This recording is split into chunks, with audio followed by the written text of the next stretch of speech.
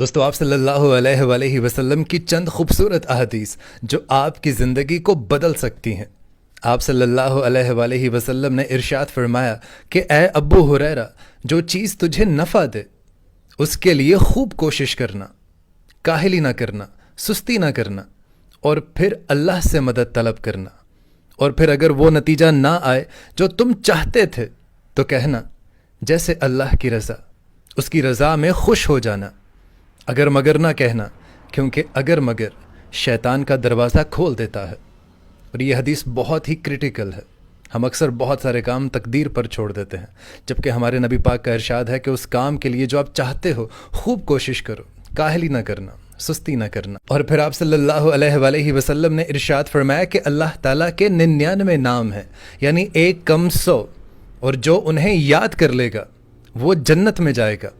اللہ تعالیٰ تاک ہے اور تاک کو پسند کرتا ہے۔ اور پھر آپ نے ارشاد فرمایا کہ جو بھی شخص مجھے اپنی زبان اور اپنی شرمگاہ کی ضمانت دے دے تو میں محمد اسے جنت کی ضمانت دیتا ہوں۔ اور پھر آپ صلی اللہ علیہ وآلہ وسلم نے ارشاد فرمایا کہ اللہ تعالیٰ نے عورتوں سے مشاہبت رکھنے والے مردوں پر اور مردوں سے مشاہبت رکھنے والی عورتوں پر لعنت فرمائی ہے۔ اور پھر آپ صلی اللہ علیہ وآلہ وسلم نے ارشاد فرمایا کہ جب تم میں سے کوئی شخص نماز پڑھنے کے لیے کھڑا ہوتا ہے تو شیطان آ کر اس کی نماز میں شبہ پیدا کر دیتا ہے، اور اسے یہ بھی یاد نہیں رہتا کہ اس نے کتنی رکعتیں ادا کر لی ہیں۔ اگر تم میں سے کسی شخص کو ایسا اتفاق ہو تو بیٹھے بیٹھے 2 سجدے کر لے۔ اور پھر آپ صلی اللہ علیہ وآلہ وسلم نے ارشاد فرمایا کہ جب کوئی مسلمان وضو کرتا ہے تو اس کے کانوں سے، اس کی آنکھوں سے،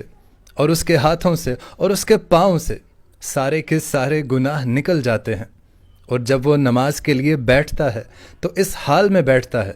کہ اس کے گناہوں کو معاف کر دیا جاتا ہے۔ اور دوستو یہ حدیث پاک سننے سے تعلق رکھتی ہے، اور میں سمجھتا ہوں کہ سننے سے زیادہ ہمیں اس حدیث پاک پر آج کے دور میں عمل کرنے کی ضرورت ہے۔ ذرا سنیے گا، ہمارے نبی پاک صلی اللہ علیہ وآلہ وسلم نے ارشاد فرمایا کہ جب تم میں سے کوئی شخص کسی کا عیب دیکھے اور اس کا عیب جانتے ہوئے بھی اس شخص کی پردہ پوشی کرے، یعنی اسے کسی اور کو نہ بتائے، اس کی رسوائی نہ کرے، لوگوں میں اس کو عام نہ کرے، تو اس شخص کی مثال نبی پاک صلی اللہ علیہ وسلم ارشاد فرماتے ہیں کہ وہ شخص اس شخص کی طرح ہے جس نے کسی زندہ دفنائی ہوئی لڑکی کو نئی زندگی بخشی ہو۔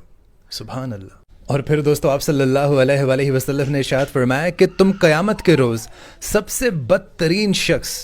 اس شخص کو پاؤ گے جو ادھر کی بات ادھر اور ادھر کی بات ادھر کرے، یعنی ادھر کے لوگوں سے کچھ کہے اور ادھر آ کر لوگوں سے کچھ اور بتائے، یعنی